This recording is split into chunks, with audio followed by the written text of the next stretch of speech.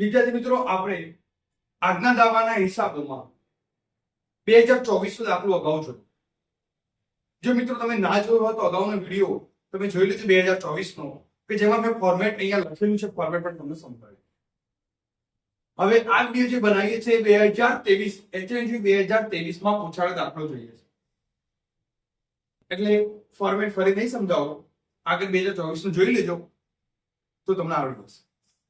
જો મિત્રો 2024 2023 માં સેમ ફોર્મેટમાં દાખલા પૂછશે. ફોર્મેટ આવડે, દાખલો આવડી ગયો. 3 સ્ટેપ છે, સ્ટેપ 1 2 અને 3. ઓકે, તો જુઓ મિત્રો 2023 માં પૂછાયેલો દાખલો.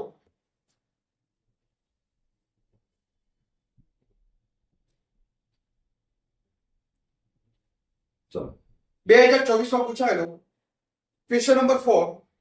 એક પેઢીના કારખાનામાં આગ લાગી, નીચેની વિગતો પ્રાપ્ત થઈ છે, તે પરથી દાવાની રકમ શોધો. ગુમાવેલ વેચાણ. મિત્રો તમને 2024 માં ગુમાવેલ વેચાણ શોધવાનું હતું, અહીંયા તમને શોધીને આપી દીધેલું છે 2024 ની અંદર. કેટલું આપેલું છે? 3 લાખ. જો તો સ્ટેપ 1 કમ્પ્લીટ. સ્ટેપ 1 તમારું ગુમાવેલ વેચાણ હતું, અહીંયા તમને ગણીને જ આપી દીધું છે ગુમાવેલ વેચાણ 3 લાખ. તમારે સ્ટેપ 1 કરવાની જરૂર નથી. પાછલા હિસાબી વર્ષનું વેચાણ અને પાછલા વર્ષનો ચોખ્ખો નફો અને પાછલા વર્ષના હિસાબી વર્ષના સ્થિર ખર્ચા. મતલબ જુઓ, પાછલા એટલે છેલ્લા નાણાકીય વર્ષનો ચોખ્ખો નફો કેટલો આપેલો છે? 1,60,000. સ્થિર ખર્ચા કેટલા છે? 40,000. અને પાછલા એટલે છેલ્લા નાણાકીય વર્ષનું વેચાણ કેટલું આપેલું છે? 10 લાખ ગુણ્યા, એટલે 2 લાખ ભાગ્યા 10 લાખ ગુણ્યા 100. તો કેટલો જવાબ આવશે? 20%. આમાં ઘટાડો છે, નીચે કોઈ તો વધારાની કોઈ માહિતી છે? જો બીજું, વીમાની રકમ અને આગ લાગ્યા પહેલાના 12 માસનું વેચાણ. તો નીચે તમને આપી દીધેલું છે.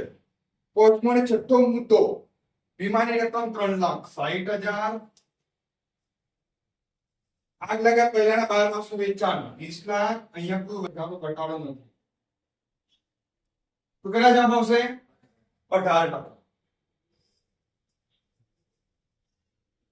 ઓકે, ગુમાવેલ વેચાણ કેટલું છે? 3 લાખ. સ્ટેપ 2 ની ઓછી ટકાવારી કેટલી છે? 18%.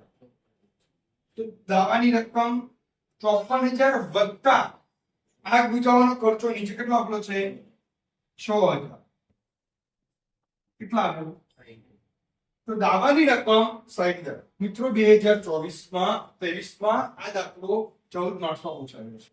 આપણો દાખલો મિત્રો સ્ટેપ 1 પણ આપી દીધું છે. આમાં કોઈ તમારે નફો પણ શોધવાનો, સોરી વેચાણ પણ શોધવાનું નથી, સીધું ડાયરેક્ટ આપી દીધેલું છે. જો 5 મિનિટમાં દાખલો બની. આ ક્યારે શક્ય છે? જો તમે અહીંયા સ્ટેપ 1 2 3 કમ્પ્લીટ આવડતો હોય તો તમારે ફોર્મેટ જ તૈયાર કરવાનું છે. આ 2023 માં આવો દાખલો 2024 માં પૂછો. મિત્રો આ દાખલો ફરીથી તમે જરૂર પડે તો વિડીયો ચેક કરજો. વિડીયો જોજો એટલે આવડી જશે.